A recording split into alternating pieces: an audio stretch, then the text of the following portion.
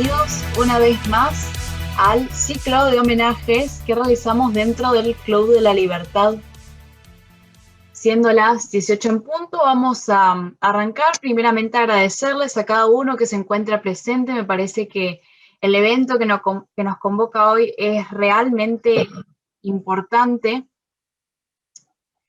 Así que, si me permiten, primeramente recordarles que como socios del Club de la Libertad dentro tienen beneficios que son muy buenos de aprovecharlos, como lo que es el descuento en libros. Y también pueden pedir el certificado de asistencia a este evento. Primeramente, antes de arrancar y para dar una breve introducción, les voy a leer un texto respecto a la persona que vamos a homenajear hoy.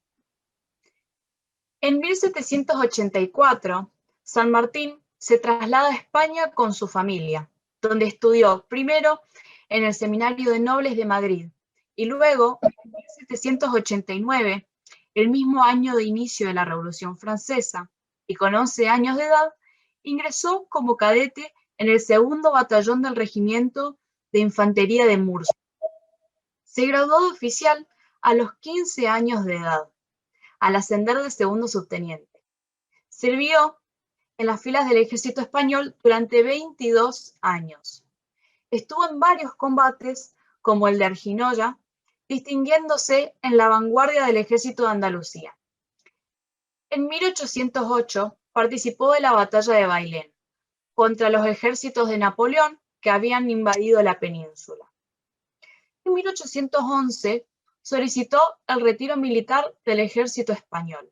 En Cádiz conoció a otros militares de América del Sur, como Carlos María de Alvear, José Matías Zapiola, Francisco Chilabert, entre otros. Todos ellos imbuidos con ideas de libertad e independencia. Desde allí se dirigieron a Londres para embarcarse hacia el Río de la Plata, en la fragata George Canning, donde arribaron a Buenos Aires el 9 de marzo de 1812. El gobierno de Buenos Aires aceptó los servicios de San Martín, reconoció su grado de teniente coronel y le encargó crear un grupo de militares que luego sería el glorioso Regimiento de Granaderos a Caballo. Ese mismo año se casó con María de los Remedios de Escalada, que pertenecía a una distinguida familia del país, y creó Lautaro, cuyo objetivo era la independencia de España. Logia que dijo Mitre que no fue masónica. El 8 de octubre de 1812, los miembros de la logia encabezaron una revolución que tuvo por objetivo remover a algunos miembros del primer triunvirato. Entonces, pacíficamente, el cabildo nombró al segundo triunvirato, quienes al poco tiempo llamaron a una asamblea de delegados de las provincias con el fin de dictar una constitución. Ahora, si me permiten un minuto, vamos a ver un video para así poder cerrar con la introducción respecto a San Martín. Y luego sí procederemos a la presentación de los oradores que tenemos hoy y comenzaremos a escucharlos. Mi nombre es José Francisco San Martín, teniente coronel del Regimiento de Borbón del Ejército Real Español. Desde los 5 años crecí y me formé en España. Combatí contra los brazos de uno de los estrategas más audaces que Europa y sus monarquías hayan visto alguna vez. Pero vientos de cambio soplan en el sur. Por eso es imperativo que regrese a la tierra en donde nací, para que juntos construyamos la nación más grande que el mundo ha podido ver. Una nación libre, en donde lo importante vaya más allá de la riqueza o del poder que los hombres puedan llegar a tener. No hablo de nacionalismo, hablo de continentalismo. Puede ser que sean 3 los territorios que han de esperar su liberación, pero en una misma nación se ha de levantar en un nuevo amanecer. Estoy completamente convencido de que esta es la hora de los pueblos, y es nuestro deber formar parte de ella.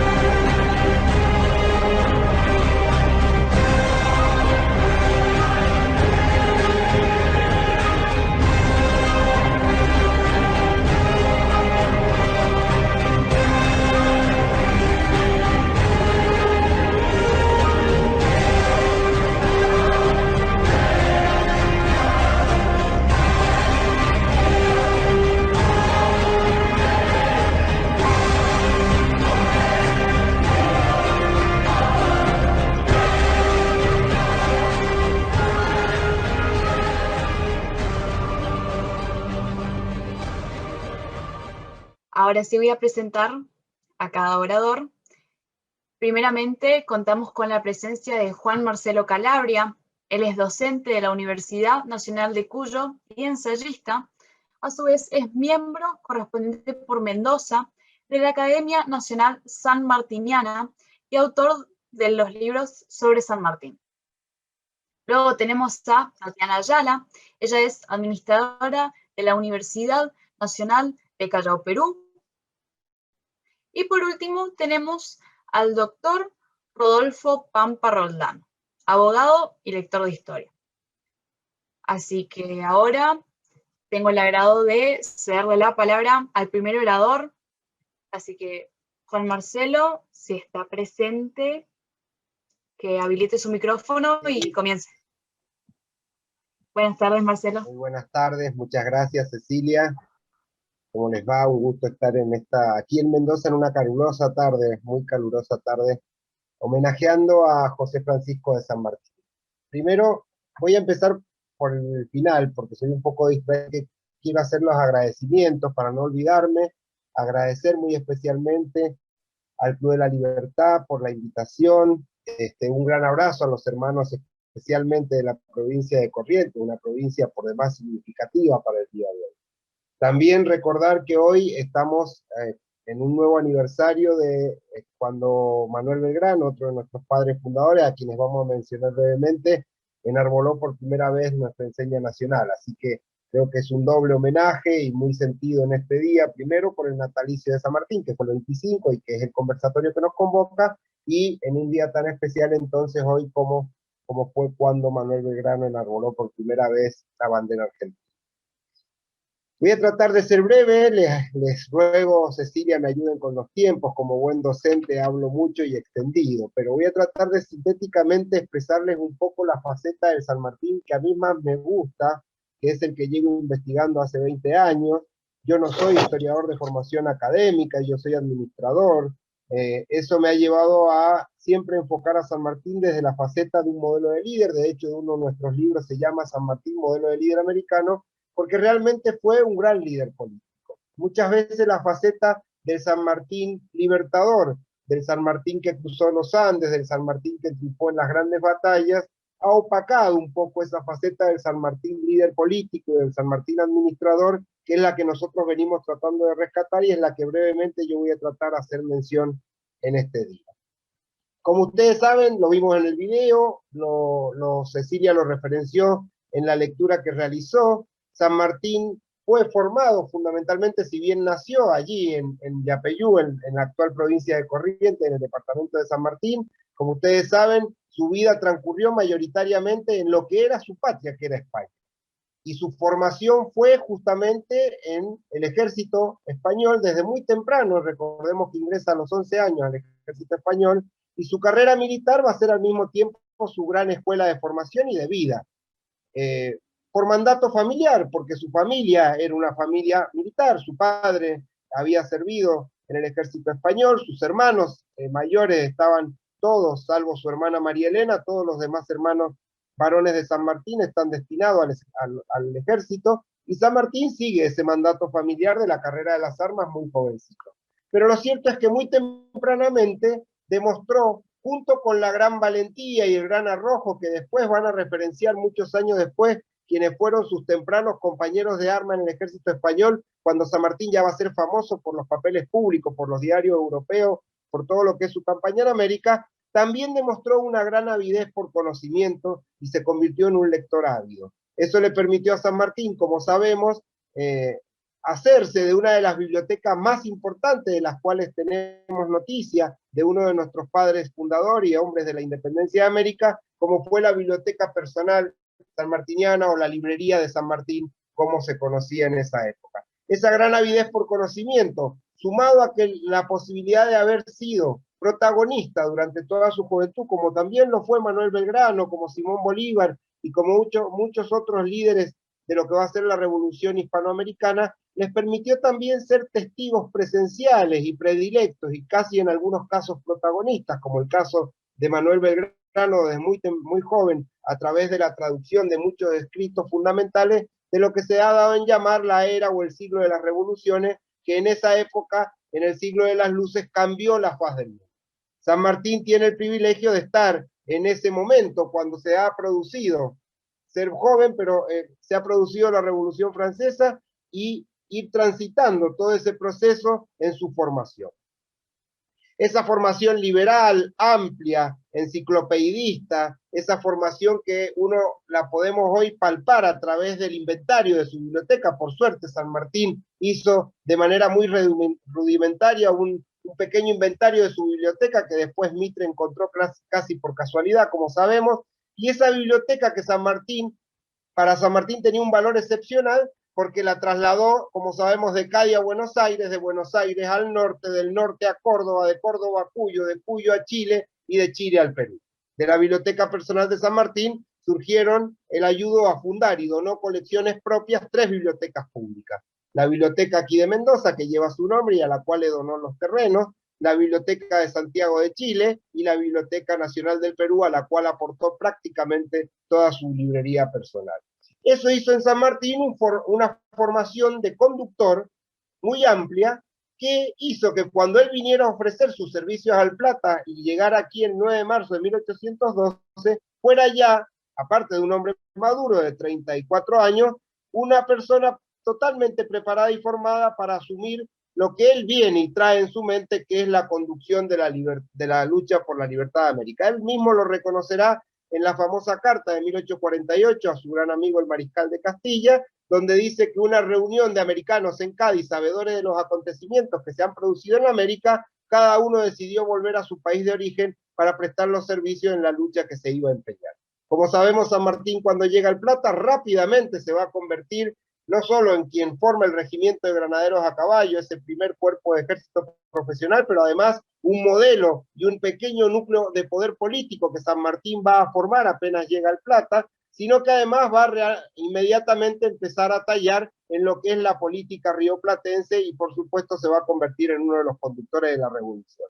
Paradójicamente, por carta, muchos meses antes de conocerse personalmente y casi a unos pocos meses de su llegada en 1812, va a tomar contacto con el otro gran padre fundador, que es Manuel Belgrano, y quien ya en ese momento es considerado uno de los padres de la patria, y por supuesto es uno de los líderes de la revolución. Recordemos que Belgrano había sido, desde muy temprano, desde jovencito, uno de los grandes promotores del movimiento. Gran amistad y este contacto que realmente es paradigmático, y podríamos pasarnos días hablando de la relación y la amistad entre San Martín y Belgrano. Nosotros tenemos un libro que se llama La amistad en tiempos revolución, Belgrano y San Martín. Lo cierto es que ese contacto va a hacer que los dos hombres inmediatamente tomen en cuenta cuál es el camino que debe seguir la revolución. Y los dos, aparte de volverse amigos, de coincidir en casi todo, de convertirse en hermanos de causas, van a fijar lo que ellos llamaron en sus cartas la unidad de miras. Traducido hoy en día sería los objetivos estratégicos por los cuales debía encaminarse la que había sido la revolución, la que había comenzado como Revolución de Mayo y que hoy ya era plena guerra de la independencia. En ese momento entonces San Martín se da cuenta, cuando ya le toca encontrarse personalmente después de estos meses de amistad epistolar que decíamos con Manuel Belgrano en el norte, se dará cuenta a través de sus charlas, y los dos generales, el gran general, uno de los primeros generales patrios, Manuel Belgrano, y el recién llegado coronel mayor, quien en ese momento le tocará reemplazar a su jefe y amigo, a Manuel Belgrano, en la comandancia del Ejército del Norte, los dos estratégicamente se darán cuenta que por el norte, como lo dijo San Martín, no puede hacer camino a la revolución, y San Martín terminará allí idear lo que va a ser su plan de liberación continental. En ese momento, como en muchos otros, descubrimos grandes competencias de este líder político. Primero, cuando no quería que el gobierno de Buenos Aires le sustrajera a Belgrano de su lado, porque se daba cuenta que Belgrano era el personaje en el norte, era el líder en el norte y era la persona querida y que podía ayudarlo a seguir la guerra en el norte. También cuando se da cuenta que los recursos se están agotando, cuando se da cuenta que los realistas son mucho más fuertes y con esa gran visión estratégica, pero también geopolítica, se da cuenta que la base de operaciones tiene que cambiar y que va a estar aquí en Cuba. Otra gran jugada de San Martín es la renuncia al Ejército del Norte. Algunos autores dicen basado en cuestiones de salud reales, otros dicen inventadas. Lo cierto es que San Martín va a pedir la baja del Ejército del Norte, va a llegar a Córdoba, va a descansar en Córdoba. Allí hay una carta muy interesante del director supremo que le dice, ya que usted no ha querido venirse a reponer de su salud en el seno de su familia, esto es a Buenos Aires, y era lo lógico, si San Martín quería reponerse de su salud, qué mejor que hacerlo en el seno de su familia, en compañía de su esposa, Remedio de Escalada, con quien se había casado pocos años antes. Pero lo cierto es que no, que San Martín no va a Buenos Aires y espera en Córdoba la designación de gobernador intendente de Cuyo, que como lo dice el decreto que lo designó, fue a su instancia y solicitud. Esto nos termina de dar la prueba, ese plan de elaboración continental, pero también esa visión política que San Martín tenía, en la cual en Córdoba va a esperar la designación como gobernador de Cuyo. Llegará a Cuyo, como ustedes saben, realizará la gobernación intendencia de Cuyo en 2 años, en la cual transformará a las provincias de Cuyo, que prácticamente no existían en el entorno de las provincias unidas del Río de la Plata, y sin embargo va a transformar a Cuyo en un estado presente, lo va a transformar en un centro y un núcleo político desde el cual San Martín después va a operar sobre la política rioplatense y por supuesto en la base de recursos para la formación del Ejército del Libertador de los Andes.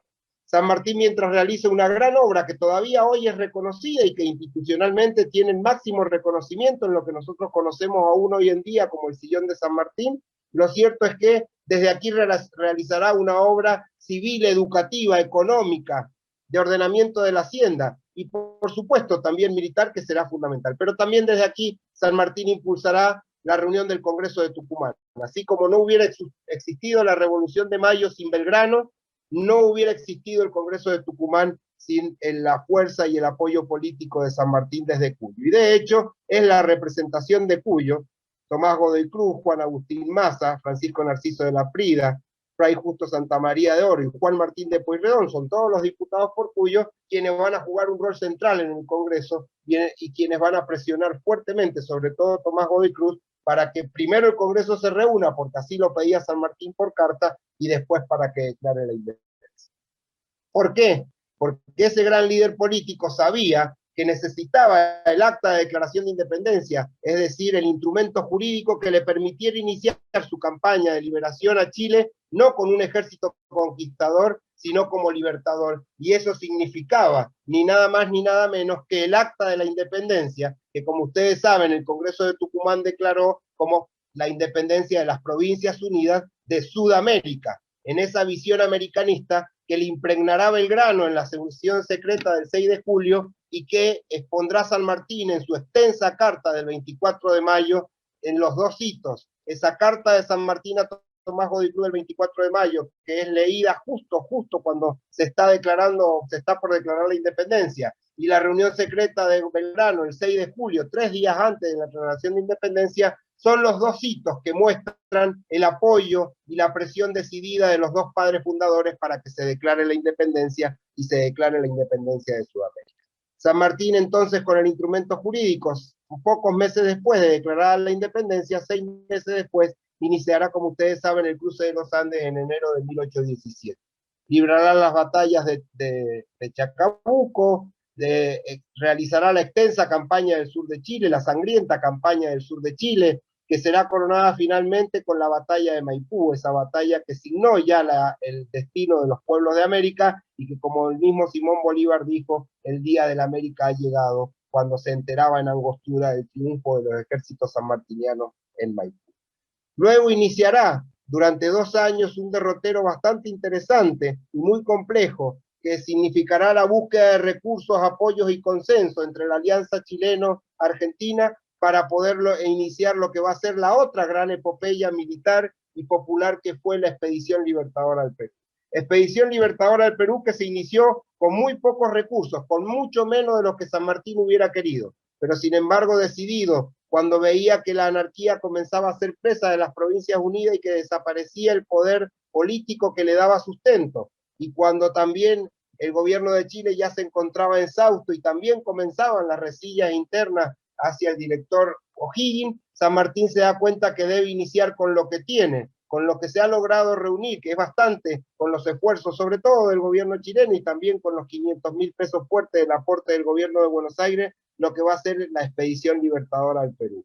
Expedición Libertadora al Perú, que es nuevamente un gran paso en la vida de este líder político, porque él está llevando allí hasta sus últimas consecuencias, cansado, enfermo, después de muchos años de lucha, con poco apoyo político, pero está llevando adelante la última fase de su plan de liberación continental, y como lo dijo en la proclama de julio de 1820 a los habitantes del Río de la Plata, cumplirá con su palabra, con la palabra empeñada, como siempre había sido y siempre será su costumbre, su uso y costumbre. Y así, para ir terminando, como ustedes saben, iniciará la campaña libertadora del Perú, de la cual es otra de las expositoras que nos acompaña, podrá hablar con mucha más autoridad que yo, pero en su cargo de protector de los pueblos libres del Perú, fíjense qué paradójico, no asume ni como dictador, ni como presidente vitalicio, ni como cónsul, ni como censor, ni como regente, asume como protector, toda una paradoja. Y ustedes saben que cuando asume además el protectorado del Perú diciendo que las circunstancias lo han obligado, porque él no quiere asumir un nuevo cargo político. Sin embargo, lo va a hacer, y lo va a hacer asumiendo, él lo dice, las funciones ejecutivas y legislativas, que son análogas. Pero dice, me abstendré siempre de intervenir en las funciones judiciarias, porque son la última barrera de defensa de las libertades individuales. San Martín mostrará como estadista, allí en el campo de la fundación de lo que será la hermana República del Perú, en su tarea fundacional como primer magistrado, mostrará y desplegará todos sus dotes de estadista, y será realmente una tarea fundacional, porque como él lo dice muchos años después, los días de su acción en el Perú pueden contarse por todas las acciones de gobierno que emprendió, no solo de dar la bandera, el escudo, su ejército, su armada, sino que es una tarea fundacional gigantesca, titánica, la que San Martín realiza durante sus 2 años de protectorado del Perú. Y ahora sí, para terminar, creo que su gran legado como líder político que logra sobreponerse a los intereses particulares, siempre en pro de la causa de América, es su gran proclama de retiro del Perú. Cuando se da cuenta después de la entrevista de Guayaquil que él no puede continuar su tarea, que debe hacer un paso al costado y que debe dejar en manos de Simón Bolívar, aquel al que le dijo, usted y yo no cabemos en el Perú, debe dejarle la conclusión de la guerra de la independencia, porque haber persistido en ser quien liderara la última parte de la lucha de la independencia, como se lo pedían sus amigos y suboficiales y lugartenientes, hubiera significado quizás un enfrentamiento político entre el protectorado del Perú y la Gran Colombia. Ese paso al costado quizás es el mejor mensaje y el mejor legado de un líder que ve su tarea cumplida y sabe que debe dar humildemente un paso al costado. Y no hizo ningún escarnio de eso, no hizo ni descargo ni nada, simplemente se limitó en esa proclama a dar una explicación de su vida pública, como lo había hecho siempre, como fue un líder transparente y que siempre rindió cuentas, y a partir de allí su retiro, dejando conformado el primer Congreso Soberano del Perú. Creo que el legado de este gran líder que recordamos hoy en día, que para mí es un modelo de líder americano, un modelo de líder público, un modelo de líder ético, creo que es fundamental para nuestras generaciones y sobre todo para las generaciones futuras de América. Así que muchas gracias por esta oportunidad de participar en este homenaje. Bien, muchísimas gracias, Marcelo. Excelente en las palabras, el contenido y también en el tiempo, así que quédese tranquilo. Ahora sí, tenemos el placer de escucharla a Tatiana.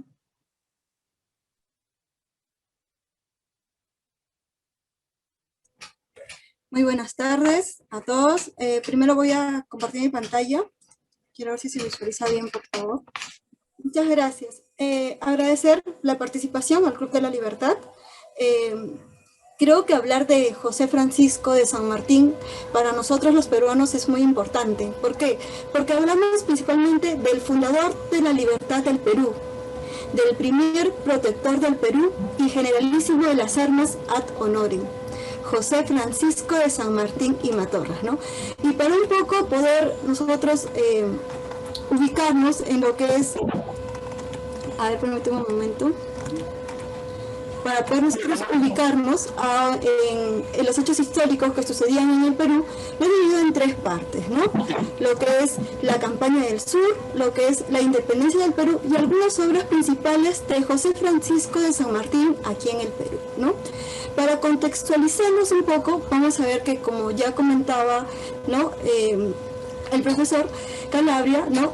Se van a dar primero la independencia tanto del Virreinato de La Plata, el cruce de los Andes, ¿no? La independencia de Chile con las batallas de Chacabuco y por último la batalla de Maipú, ¿correcto? Sin embargo, cuando San Martín se encontraba como gobernador de Cuyo, se da cuenta que las tropas que iban en pro de la independencia del Perú, ¿no? Y que ingresaban por el Alto Perú, lo que ahora es Bolivia, terminaban siendo aniquiladas. Es allí donde él empieza a armar toda esta estrategia, ¿correcto?, ¿no?, de cruzar los Andes y atacar Lima, pero por el mar, ¿no? Es así que se va a dirigir hacia Chile, ¿no? Se va a dar lo que es el cruce de los Andes, ¿no? Y en Chile se va a armar allí, como comentó el profesor, durante 2 años, y se va a dirigir hacia las playas de Paracas. Él va a embarcar el 20 de agosto de 1820 y va a desembarcar en las playas de Paracas un 8 de septiembre. Cuentan unas cartas a sus amigos que a las 6 de la tarde ellos van a desembarcar desde desde Valparaíso a las playas de Paracas, ¿no? ¿Por qué es importante este hecho? Es muy importante porque cuando San Martín desembarca, empiezan a desembarcar allí y se va a emitir el primer grito de independencia. Se va a liberar la ciudad de Pisco. Pisco va a ser la primera ciudad del virreinato del Perú que va a ser liberada. Asimismo, allí 1000 negros aproximadamente se van a unir a todo lo que es la campaña independizadora. Recordemos que dentro de esta campaña el ejército de José de San Martín lo van a constituir, ¿no?, el ejército libertador, así como también el ejército de Chile, ¿no?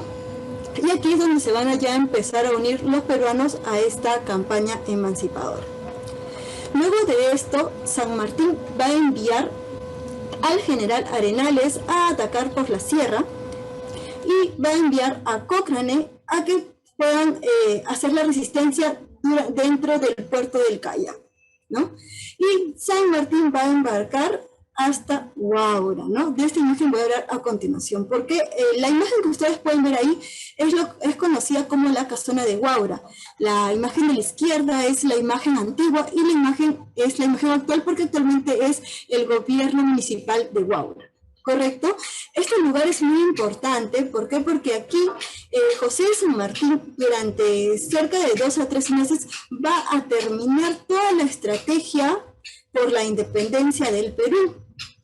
Si bien no existe algún documento escrito respecto a este acto, cuenta la historia y cuentan los pobladores que desde este balcón José de San Martín va a anunciar la libertad el 27 de noviembre de 1820. Aquí van a presenciar los 4 pueblos cercanos, ¿no? Uno de ellos es Huaura, el otro es Quilla, quienes van a presenciar estos pobladores este grito de independencia. Consecutivamente, entre noviembre de 1820 y enero de 1821, se van a dar también las independencias de las provincias del norte. Ahí vamos a ver cómo ciudades como Piura, Lambayeque y sobre todo Trujillo, que es la independencia más importante del norte, ¿no?, donde el marqués de Torretacle, quien era intendente de la ciudad de Trujillo, va a decidir apoyar a la causa independizadora y va a llamar a muchos cabildos. Este acto va a ser muy importante porque aquí se gana la independencia pero sin batallas, ¿no? Y eso ayuda mucho a toda esta causa independizadora. Como sabíamos, San Martín se encontraba armando la estrategia en Huaura. El 29 de enero de 1821 sucede el motín de Asnapuquio. ¿Qué es el motín de Asnapuquio? Es lo que ahora conocemos como un golpe de Estado. El motín de Asnapuquio viene a ser el primer golpe de Estado del Perú, donde el virrey Pezuela va a ser sustituido por el general José de la Serna. Al ser también reconocido como virrey por el rey de España, se van a realizar diversas negociaciones con José de San Martín. La más importante negociación va a ser la conferencia de Punchauca. ¿Qué va a suceder en la conferencia de Punchauca? Se van a reunir de manera personal el virrey y José de San Martín. Sin embargo, esta negociación fracasa. ¿Por qué? Si bien don José de San Martín quería establecer una monarquía institucional, su objetivo principal era la independencia del gobierno del Perú.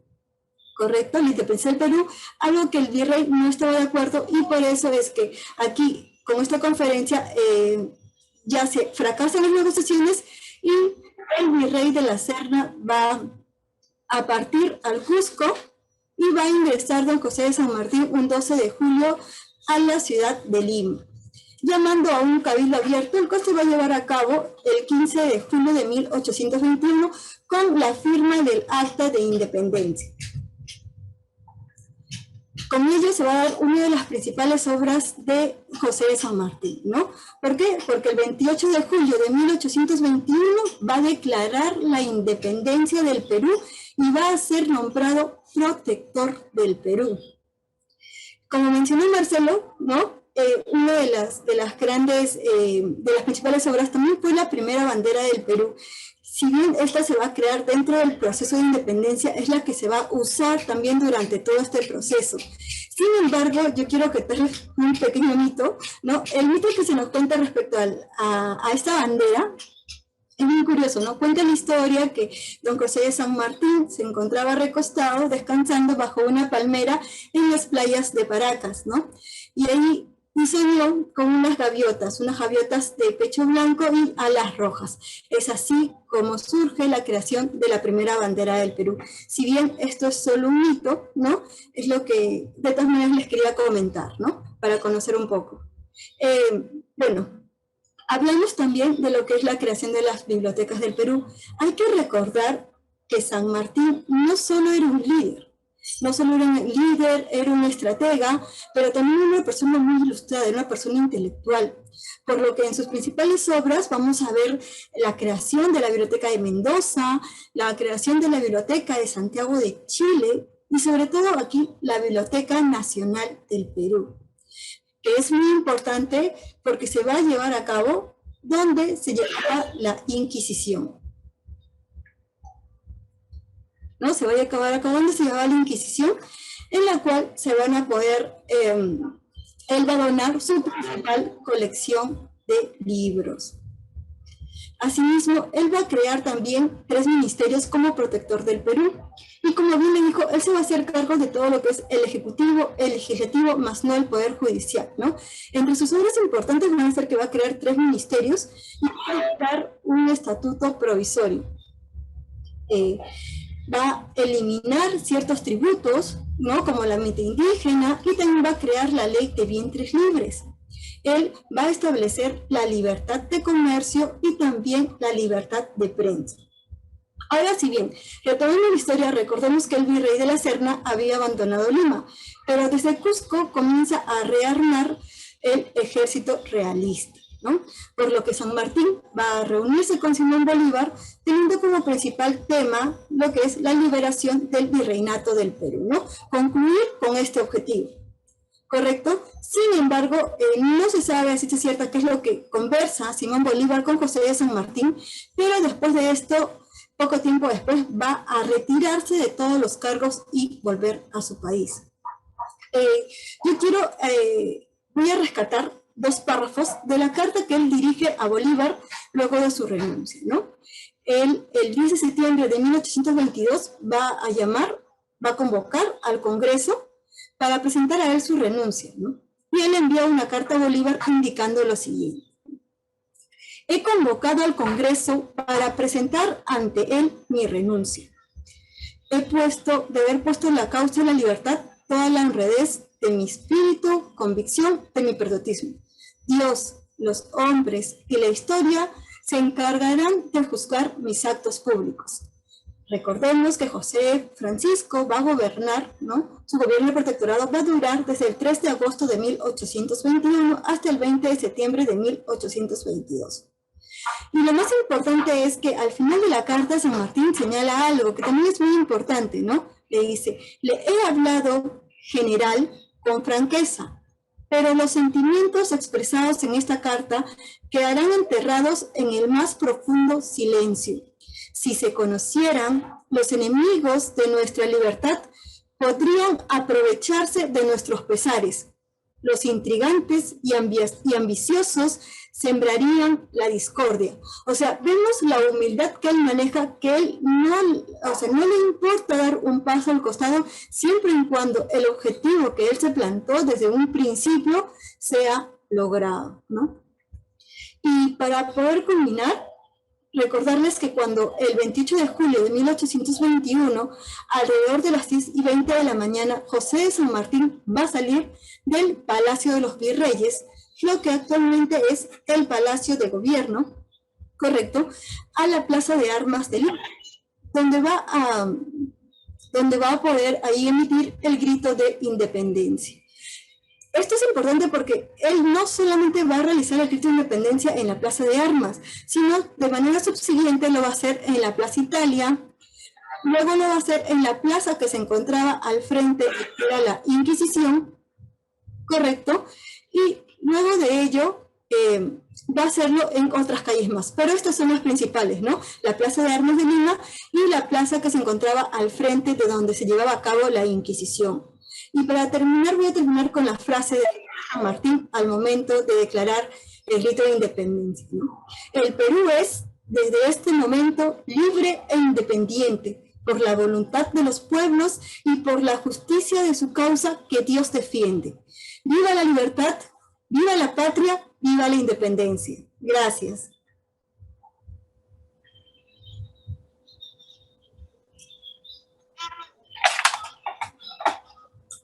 Muchísimas gracias, Tatiana, excelente. Ahí te aplaudieron, así que se ve que a la gente le encantó lo que expusiste, súper didáctico.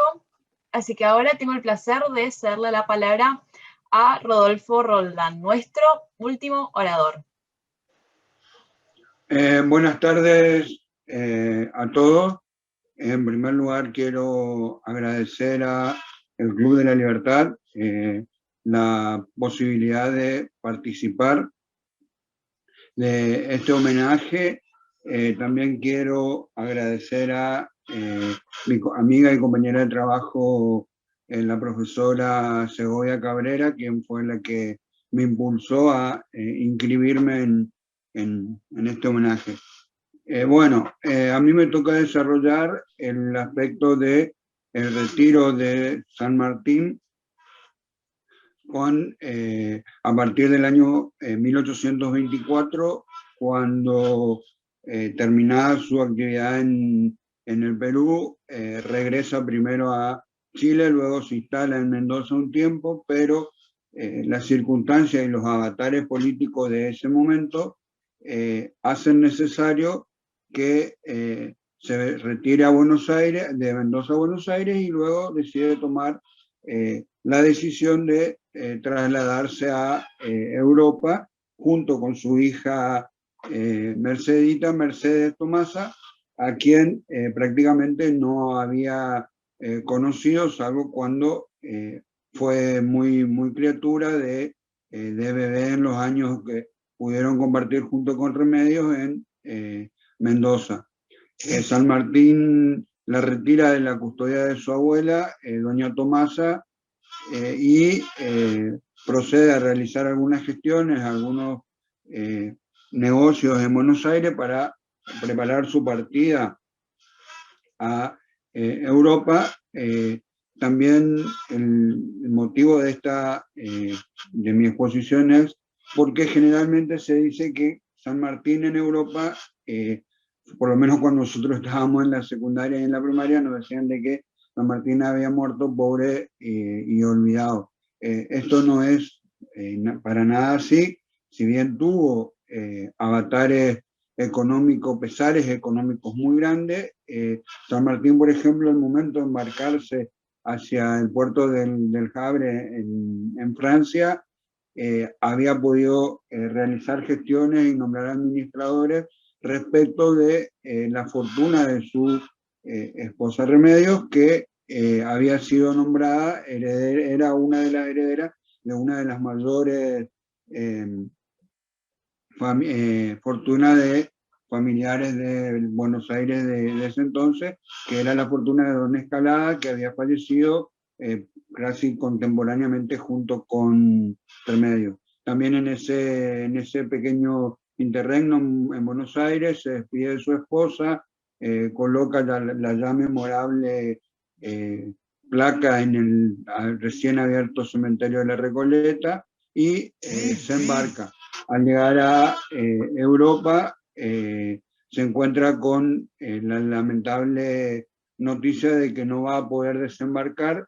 Lamentablemente Francia estaba viviendo los rigores del absolutismo, lo tomaban a él como un espía americano, entonces entre el ministro del Interior, los funcionarios del puerto, revisan su pertenencia, se la retienen, encuentran diarios, porque San Martín era aficionado a leer diarios de América, y entonces no lo permiten desembarcar. Él se dirige a Inglaterra, donde había dejado también sólidos vínculos, entre ellos el marqués de Fifé, quien fue el que lo apoyó para viajar a América en 1811, en 1812. Tiene la oportunidad de recorrer hasta las tierras escocesas, acompañando a su amigo, y también permanece prácticamente 10 meses en Inglaterra, según Rodolfo Terráneo, pero esto no está corroborado por otros historiadores. Él inicia una fuerte campaña para lograr el reconocimiento de la independencia argentina ante Inglaterra, de que era necesario que un país, por lo menos un país europeo, reconozca la independencia argentina para que esta, de las Provincias Unidas de Río de la Plata en ese momento, para que esta pueda tener pleno vigor y vigencia. Luego de realizadas estas gestiones, inclusive se encuentra con otros patriotas americanos, tiene desencuentros muy dolorosos para él, como con el propio Alvear, con Rivadavia, con el que casi se van a las manos. San Martín luego decide cruzar nuevamente al continente, pero lamentablemente se le niega el permiso de residir en París, donde vivía su hermano Justo Rufino, quien sería uno de sus compañeros durante una parte de su estadía en Europa.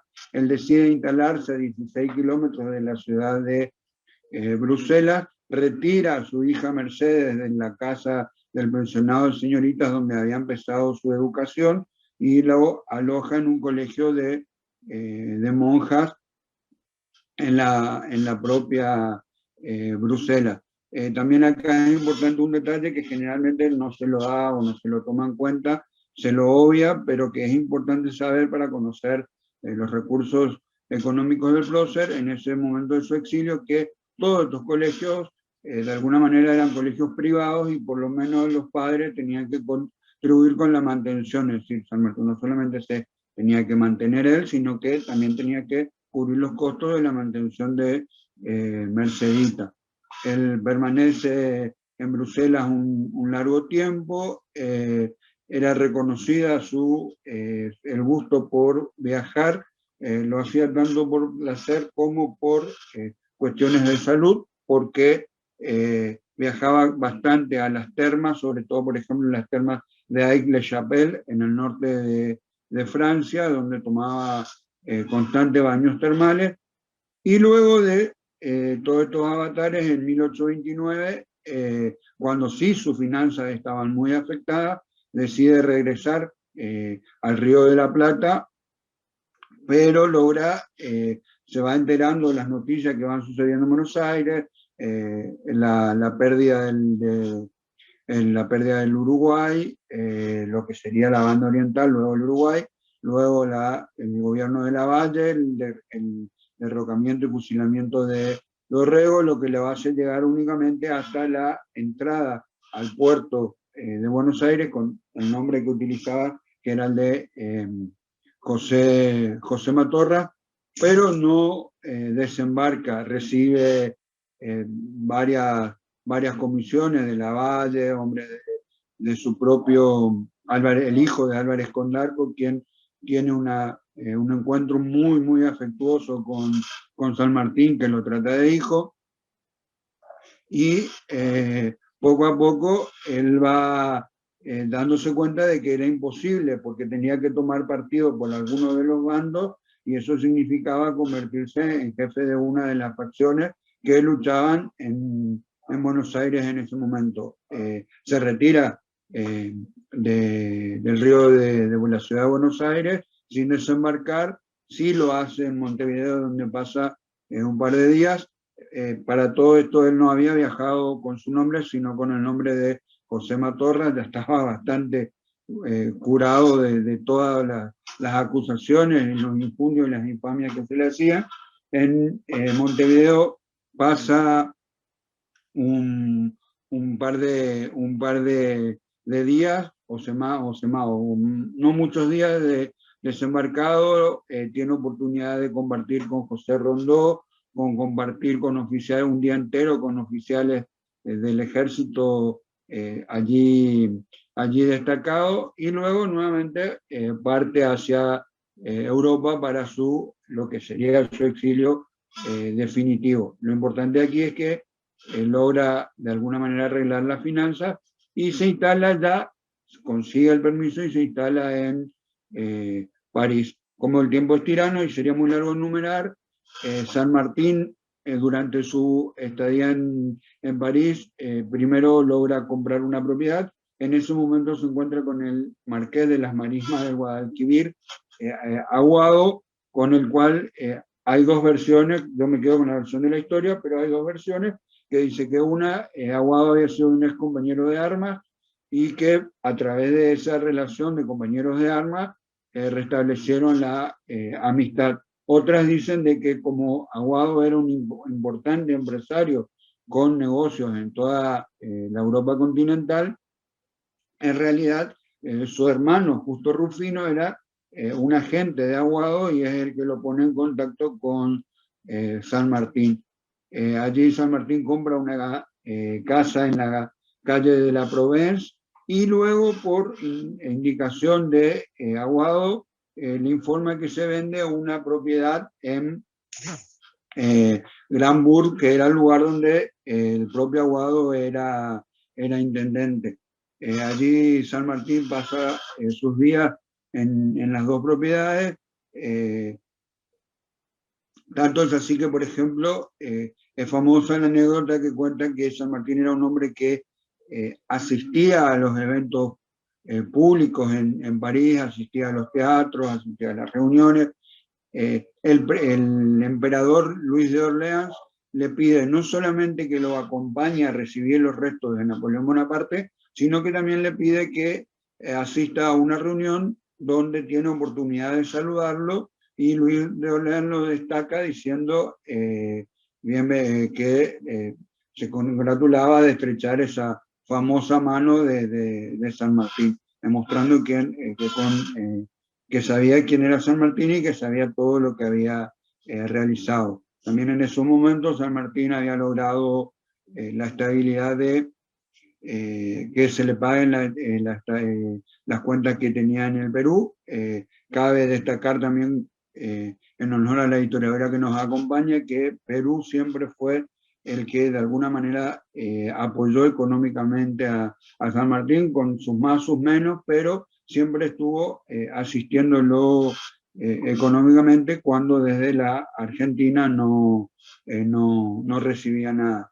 No me voy a extender más, solamente cabe destacar que estando en Francia en 1845 aproximadamente, una vez terminada, enterado de la batalla de la Vuelta de Obligado, porque San Martín estaba, no si bien pendiente de toda la gestión administrativa y del día a día de la tiranía de Rosas, pero sí había acompañado y seguía acompañando con mucho pesar y dolor para él todos los avatares de los bloqueos franceses e ingleses. En ese momento él escribe una famosa carta donde demuestra que todavía sigue siendo un gran estratega y un gran táctico, porque explica las circunstancias las onerosas circunstancias que tendrían que atravesar Francia e Inglaterra si llegaban a tomar la ciudad de Buenos Aires, por las características de esta.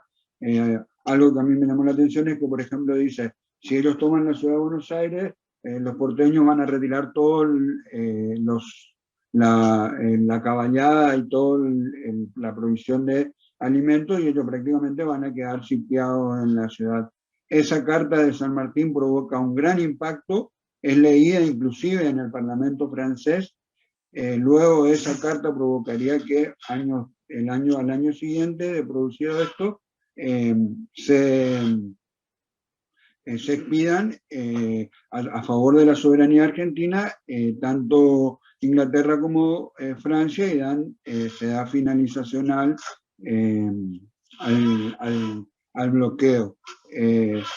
Por esas circunstancias es que San Martín entrega su sable corvo a Rosas, pero más que nada porque San Martín era un independentista de carta cabal, lo fue hasta el último día de su vida, inclusive a su misma hija en las máximas, que le escribe cuando las entrega a las monjas en Bruselas, le habla de defender la libertad y la patria. San Martín recibe a muchos hombres de América estando en su exilio, mantiene comunicación con Miller, que era su asistente, mantiene comunicaciones con Guido, y en algún momento tiene proyectado regresar para instalarse en Chile, pero se produce la muerte de su querido amigo O'Higgins, lo que hace que sufra un desvanecimiento y un gran dolor. En 1848, San Martín, que por las circunstancias que había vivido en España, aborrecía todo un movimiento popular, decide trasladarse primero a Boulogne-sur-Mer, en el puerto de Calais, y luego la idea supuestamente era trasladarse a Inglaterra, pero no lo hace, se queda en Boulogne-sur-Mer desde 1848 hasta 1850. Es importante destacar también, antes de narrar los detalles del fallecimiento del prócer, que en esos momentos recibe las visitas, por ejemplo, de Alberdi, Sarmiento, que tienen palabras muy elogiosas para con él. Sarmiento había realizado un gran homenaje en el año 1842 en Chile, que logra reivindicarlo a San Martín y logra que el Estado chileno le devuelva sus grados militares y le abone parte de su sueldo.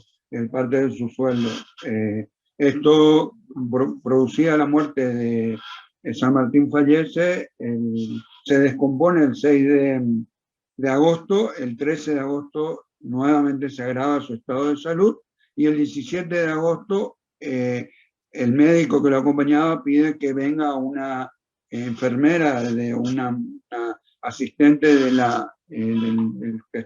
templo ahí de Boulogne-sur-Mer, para que los acompañe en los momentos de su deceso. Él pide que se retire Mercedita, y casualmente a las 15 horas del 17 de agosto se produciría su fallecimiento. Para terminar, únicamente cuento muy rápidamente su fallecimiento. El sepultado, se realizan al día siguiente el responso, es sepultado en la catedral de Boulogne. Luego es trasladado a Brunoy, donde se traslada la familia de Mariano Valcárcel, de Mercedita, donde se produce el deceso de Mercedita y de su hija de 27 años, la hija sin dejar descendencia. y la única que sobrevive a toda la familia San Martín es Josefa Valcárcel San Martín, que se casa un año después con Gutiérrez de Calada, secretario de la legación mexicano él, en Francia, y luego Josefa toma dos grandes tareas. La primera de, junto con su padre, despedir los restos del prócer a Buenos Aires en su traslado definitivo, y luego de esto crea una fundación, la Fundación Valcárcel y San Martín, cuando ella queda viuda, en la Fundación Valcárcel San Martín, que se dedica al tratamiento y cuidado de ancianos con las hermanas de la congregación de Segreb en Brunoy. Esto hace que cuando se produzca la Primera Guerra Mundial, ella transforme su pequeño asilo de ancianos, su pequeño lugar de ancianos, en un hospital de guerra que atendía no solo a franceses, sino también atendía a alemanes.